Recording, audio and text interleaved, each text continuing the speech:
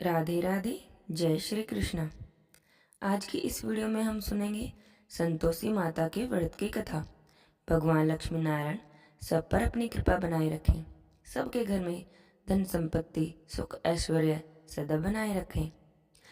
संतोषी माता के व्रत की कथा पढ़े बिना व्रत पूर्ण नहीं होता, इसलिए शुक्रवार के दिन संतोषी माता की इस कथा को कहना या सुनना जरूर चाहिए। बोलिए संतोषी माता की जय हो, लक्ष्मी नारायण भगवान की जय हो। एक गांव में एक बुढ़िया रहती थी जिसके 7 बेटे थे। 6 बेटे कमाने वाले थे और एक बेटा निकम्मा था। बुढ़िया माँ 6 पुत्रों का झूठा 7वें पुत्र को दे देती।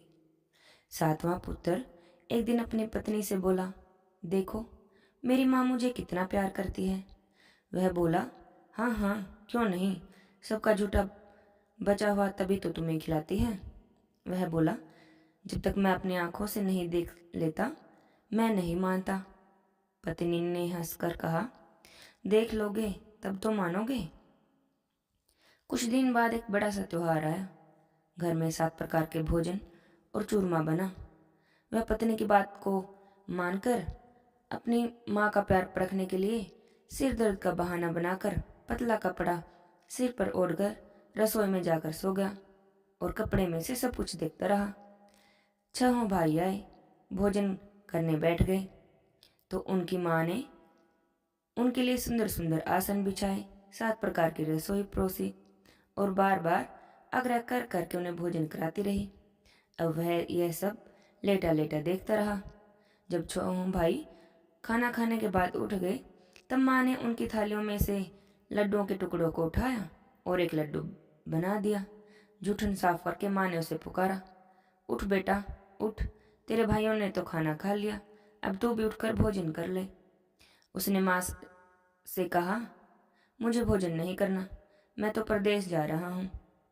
उसकी माँ कहने लगी, कल जाना हो तो आज ही चला जा। वह बोला, हाँ हाँ जा रहा हूँ। यह कहकर वह भी घर से निकल गया। चलते समय उसे अपनी पत्नी की बात याद आ गई। वह गौशाला में कंडे थाप रही थी। वहां जाकर वह बोला, मेरे पास तो कुछ नहीं है, यह अंगूठी है, सो ले लो और अपनी कोई निशानी भी मुझे दे दो।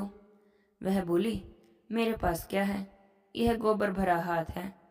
यह कहकर पत्नी ने उसकी पीठ पर गोबर के हाथ की थाप मार दी। वह चल दिया। चलते चलते दूर देश में पहुंचा। वहां एक साहूकार की दुकान थी। वहां जाकर बोला, सेठ जी मुझे नौकरी पर रख लो। साहूकार को नौकर की सख्त जरूरत थी। साहूकार ने उससे कहा, मैं तुम्हारा काम देखकर ही तुम्हें तनख्वाह दूंगा। उसने सेठ से कहा, ठीक है सेठ जी, जैसा आप ठीक समझें। और उसे उस साहूकार के यहाँ नौकरी मिल गई। अब वह वहाँ दिन रात काम करने लगा और कुछ ही दिनों में उसने लेन देन हिसाब किताब ग्राहकों को माल बेचना सारा काम बहुत अच्छे से सीख लिया। साहूकार के 7-8 नौकर थे, वे तो सब चक्कर खाने लगे, लेकिन उसने अपनी लगन परिश्रम और ईमानदारी से सभी को पीछे छोड़ दिया। क्योंकि उसने इतनी मेहनत की थी तो उसे अपनी मेहनत का फल मिला। सेठ ने भी उसका काम देखा और 3 महीने में ही उसे अपने मुनाफे में साझेदार बना लिया।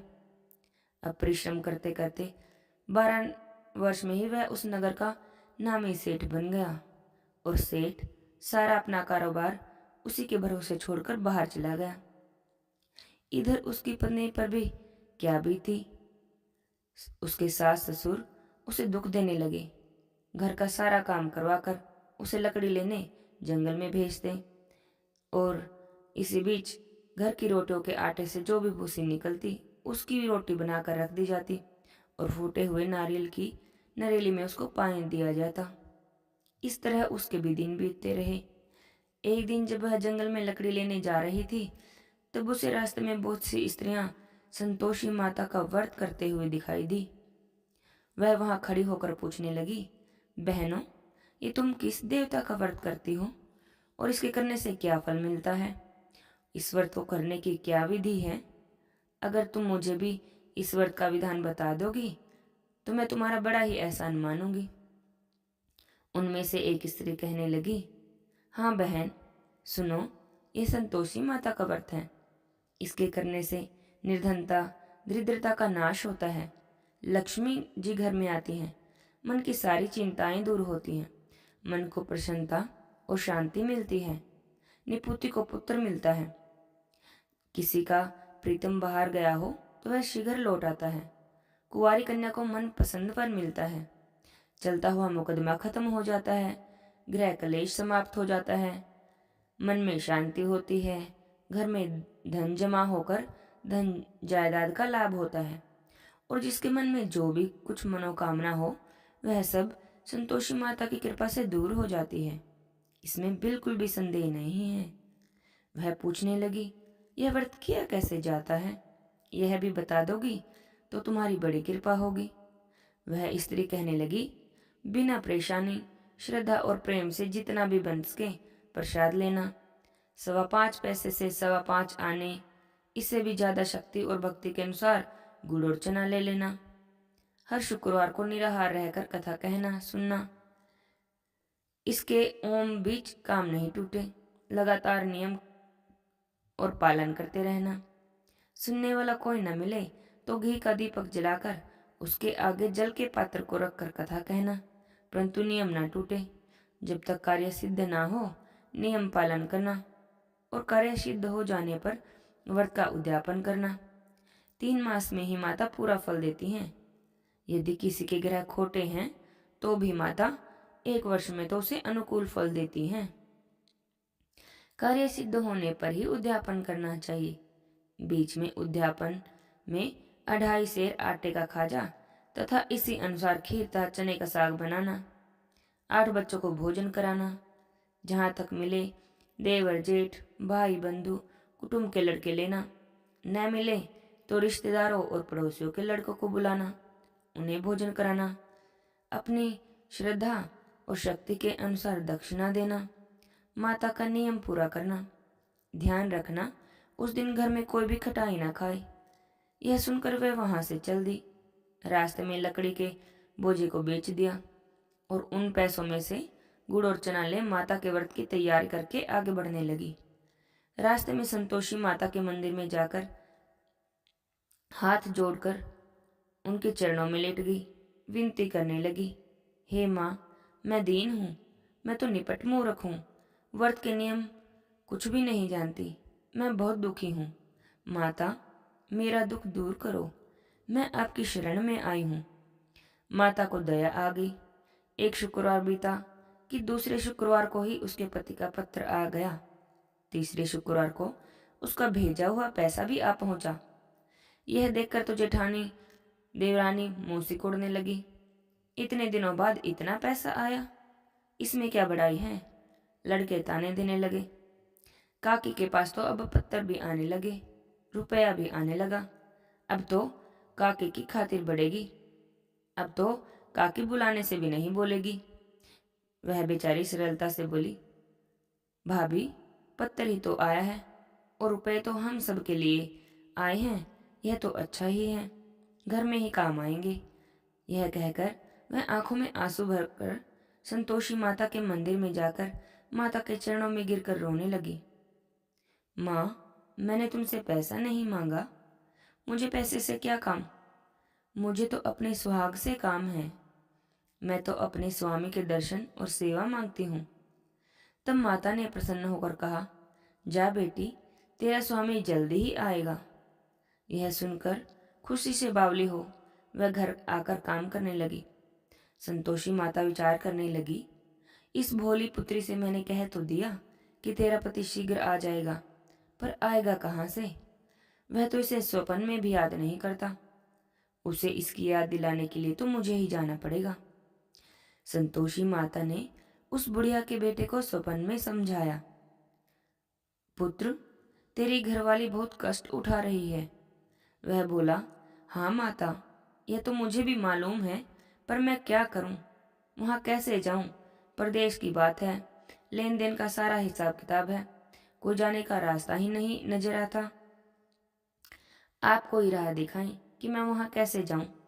माता कहने लगी, सवेरे नहा धोकर संतोषी माता का नाम लेकर घी का दीपक जला दंडवत कर दुकान पर जाकर बैठ जाना। देखते देखते तेरा सारा लेन देन चुक जाएगा, जमा माल बिक जाएगा, सांझ होते होते धन का ढेर लग जाएगा। वह अगले दिन सुबह जल्दी उठा। उसने अपने मित्र बंधुओं परिचितों से स्वप्न में माता के द्वारा कही गई बातें कह सुनाई।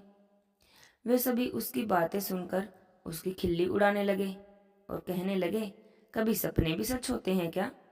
एक बूढ़ा व्यक्ति बहुत समझदार था। वह बोला, देखो भाई, मेरी बात मानो। इस तरह सच या झूठ कहने से बदले देवता ने जैसा कहा है वैसा ही करो, इसमें तुम्हारा क्या जाता है? बूढ़े बाबा की बात मानकर नहा धोकर उसने संतोषी माता को प्रणाम किया। फिर घी का दीपक जलाकर दुकान पर जाकर बैठ गया। शाम तक धन का ढेर लग गया। प्रसन्न होकर वह घर जाने के लिए गहना, कपड़ा व सामान खरीदने लगा।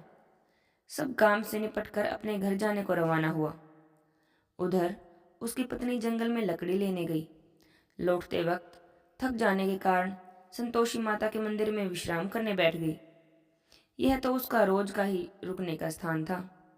धूल उड़ती देखकर उसने माता से पूछा, हे माता, यह धूल कैसे उड़ रही है? माता कहने लगी, हे पुत्री, तेरा पति आ रहा है। अब तू ऐसा कर, लकड़ियों के 3 बोझ बना।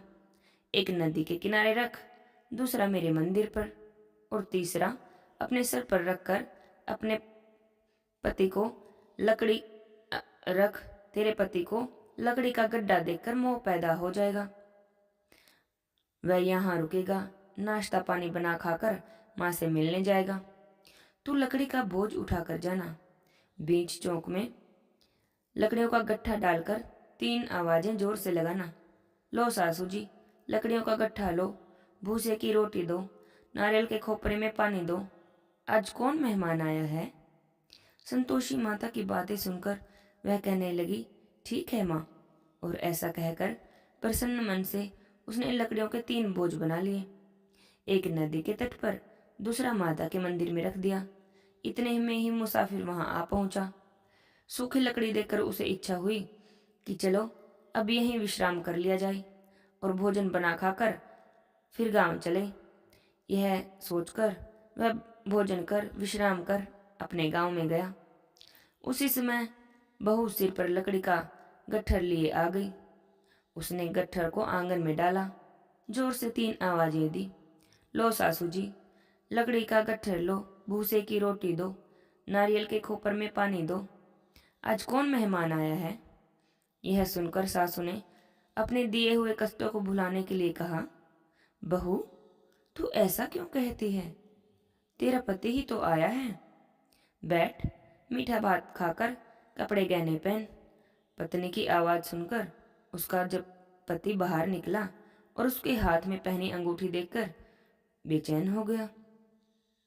उसने माँ से पूछा, माँ यह कौन है? उसकी माँ कहने लगी, बेटा, यह तेरी पत्नी है। आज 12 वर्ष हो गए हैं। जब से तू गया है तब से सारे गांव में जानवरों की तरह भटकती फिरती है। काम काज कुछ करती नहीं, 4 समय आकर खा जाती है। अब मुझे देखकर भूसी की रोटी और नारियल के खोपरे में पानी मांगती है। वह बोला, माँ, मैंने भी इसे देखा है और तुम्हें भी। मुझे दूसरे घर की चाबी दो, मैं उसमें रहूंगा। उसकी माँ कहने लगी, ठीक है बेटा, जैसी तुम्हारी मर्जी। और कहकर चाबियों का गुच्छा बेटे के सामने रख दिया। उसने दूसरे घर का दरवाजा खोलकर सारा सामान जमाया। एक ही दिन में वहां राजा के महल के जैसा ठाठ बाट बन गया। अब क्या था, वह तो सुख भोगने लगे। अगला शुक्रवार उसने अपने पति से कहा, मुझे संतोषी माता के व्रत का उद्यापन करना है। पति कहने लगा, ठीक है, खुशी से कर लो। वह उद्यापन की तैयारियां करने लगी। जेठ के लड़कों को भोजन के लिए कहने गई तो उन्होंने मंजूर कर लिया। लेकिन पीछे से जेठानी ने अपने बच्चों को सिखाया, देखो रे, भोजन के समय सब लोग खटाई मांगना, जिससे उसका उद्यापन पूरा न हो। लड़के भोजन करने गए, खीर पेट भर कर खाई, परंतु बात याद आते ही कहने लगे, हमें तो कुछ खटाई खाने को दो, खीर खाना हमें नहीं भाता। लड़के उठकर खड़े हो गए, बोले, पैसे लाओ। भोली बहू कुछ जानती नहीं थी, इसलिए उन्हें पैसे दे दिए। लड़कों ने बाजार जाकर उन पैसों से इमली खरीदी और खाई। यह देखकर माता जी का प्रकोप उस पर हो गया।